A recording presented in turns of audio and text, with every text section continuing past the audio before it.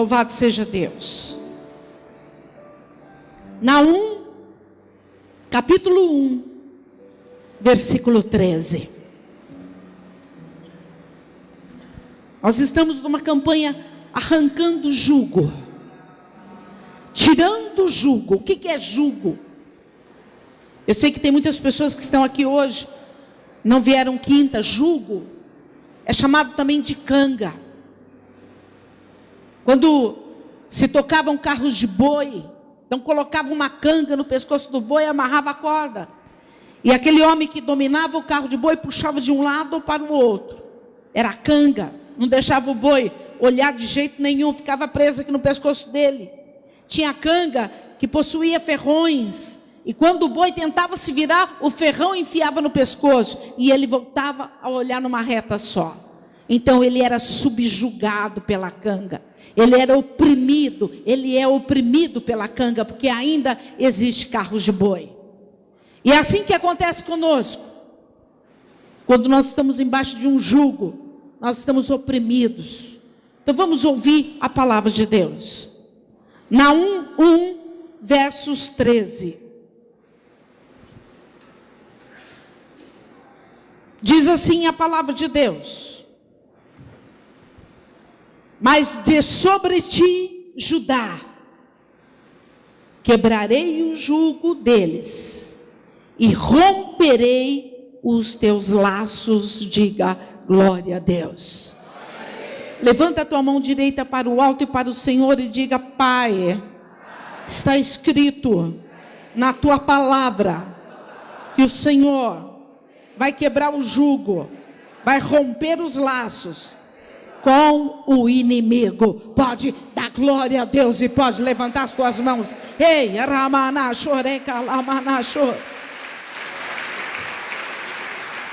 olha só que coisa.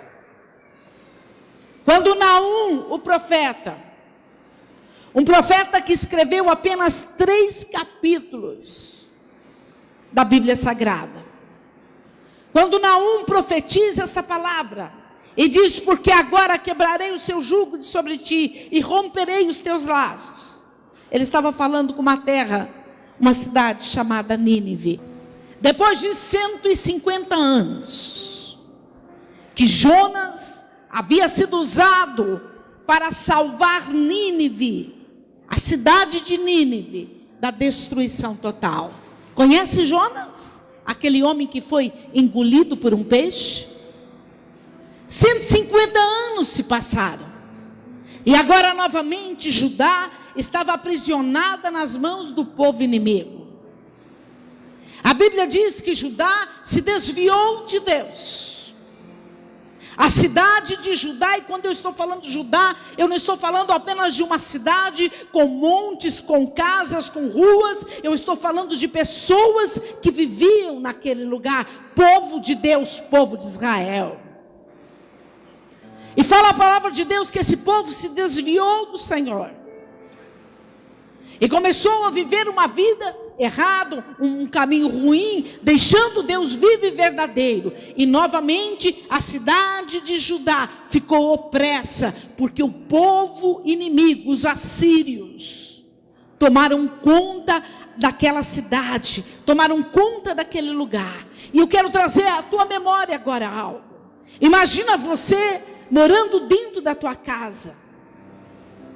E de repente você sai à porta da tua casa e alguém diz: não põe a cara para fora, porque na frente da tua casa está cheio de ladrões, de bandidos, de raptores, querendo pegar você para pedir dinheiro. Imagine, você sai para o teu trabalho e ouve uma notícia: está vindo contra ti uma multidão de pessoas querendo receber e você não tem como pagar. Está vindo contra ti um monte de situações contrárias que você não consegue sair dela. Você se sente preso, muitas vezes até andando, muitas vezes falando, muitas vezes rindo, mas dentro da tua alma você está subjugado embaixo de uma situação. Só Deus sabe o que está acontecendo e você mesmo. Assim se encontrava essa cidade. Nínive estava na mão dos assírios. E os assírios tinham um problema muito sério. Eles faziam promessa para tomar o lugar. Eles prometiam dar algo em troca se aquele morador daquela cidade desse algo que eles queriam. E depois eles não cumpriam. Aí então, para se livrar daquela pessoa, para se livrar daquela dívida, eles matavam a sangue frio.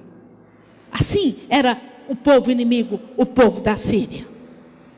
Diz a Bíblia Sagrada que os assírios eram idólatras. Eles serviam a uma deusa chamada Isló. E essa deusa era a deusa da paixão e da sexualidade.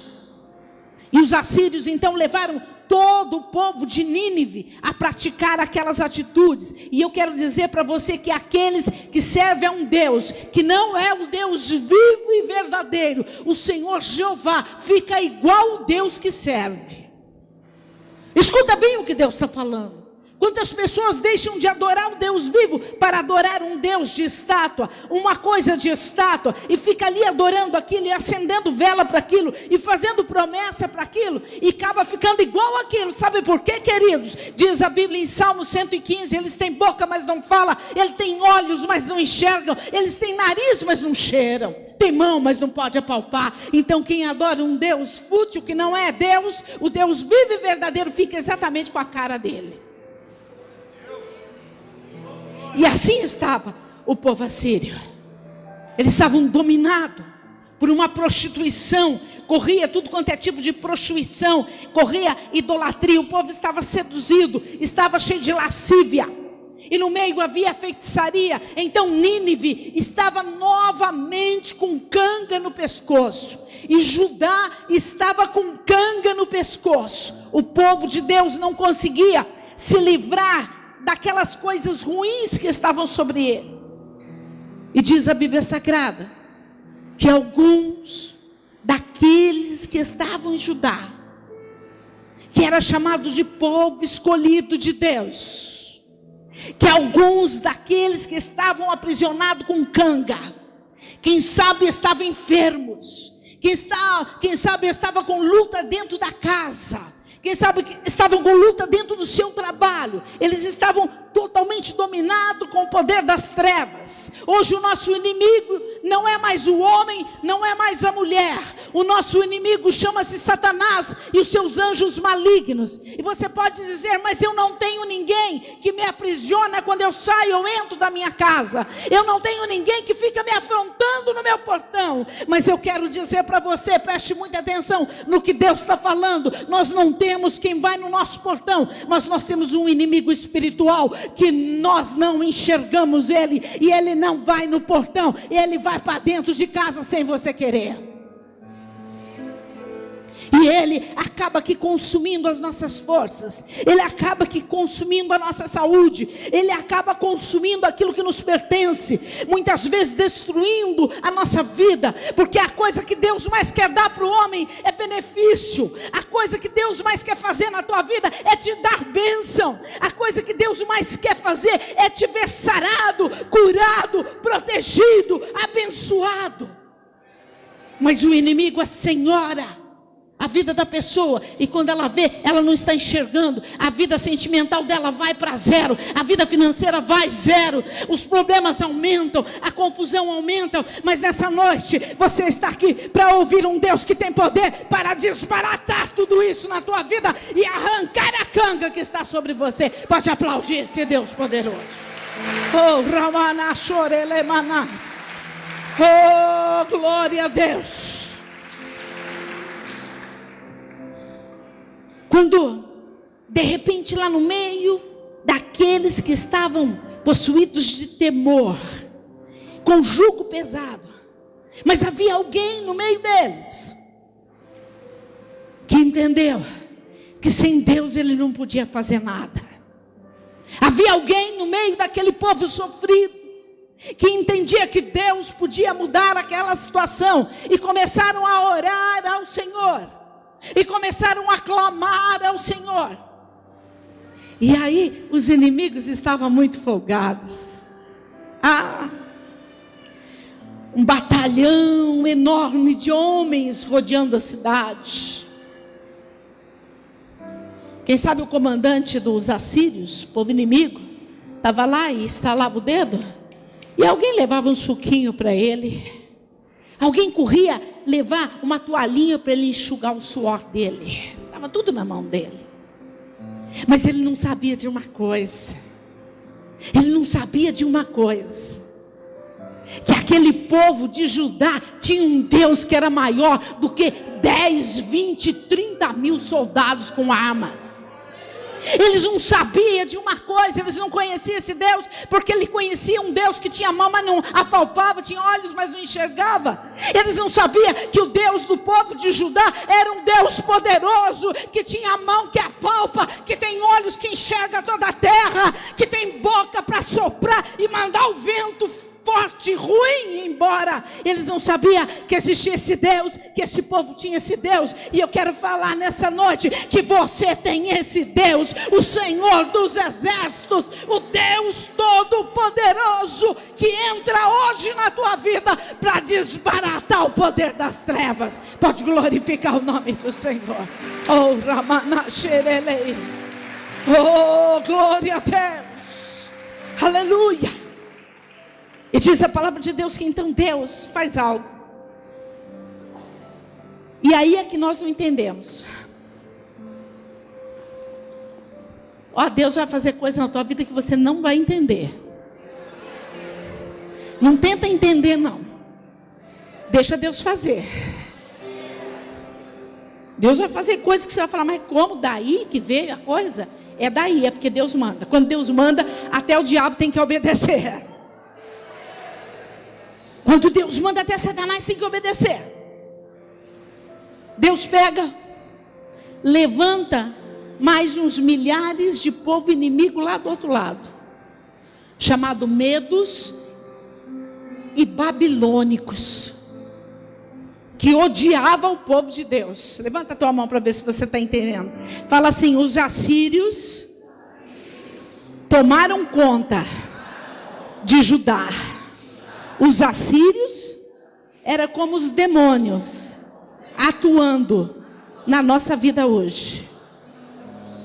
Diga agora: Deus faz uma coisa. Ninguém entendeu. É para entender? Pergunta: é para entender? Ou é para obedecer? Deus levanta os medos e os babilônicos que odiavam o povo de Deus. E cochicha no ouvido deles: vai até Judá, vai até Nínive, porque eu tenho uma guerra para vocês. E eles adoravam guerra. Quem sabe eles pensavam que ia matar o povo de Nínive e o povo de Deus. Quem sabe eles pensavam que ia destruir o povo de Israel.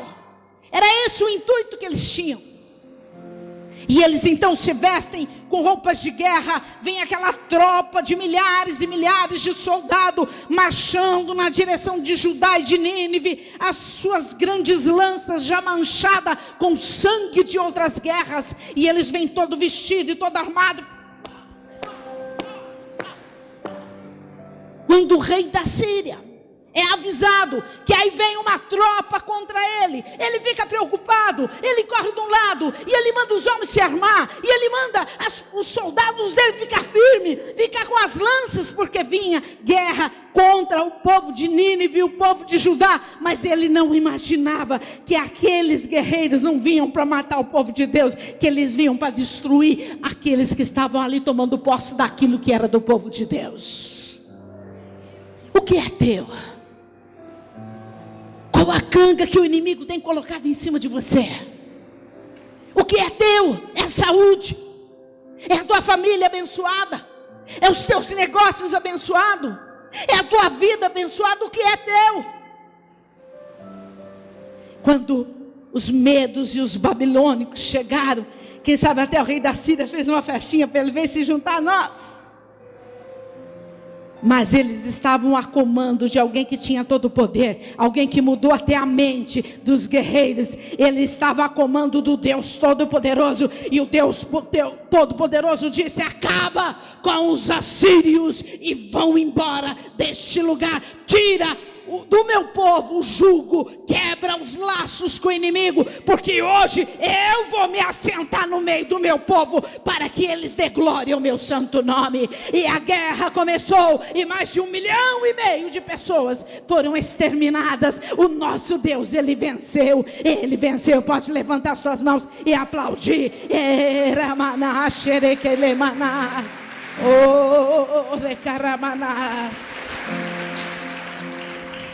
Eu vou dizer algo para você, marca aí, Hebreus 1,14.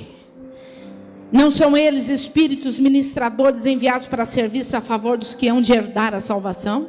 Como assim? Quando Deus deu aquela ordem para o exército babilônico entrar e tomar a direção, aqueles homens não estavam sozinhos.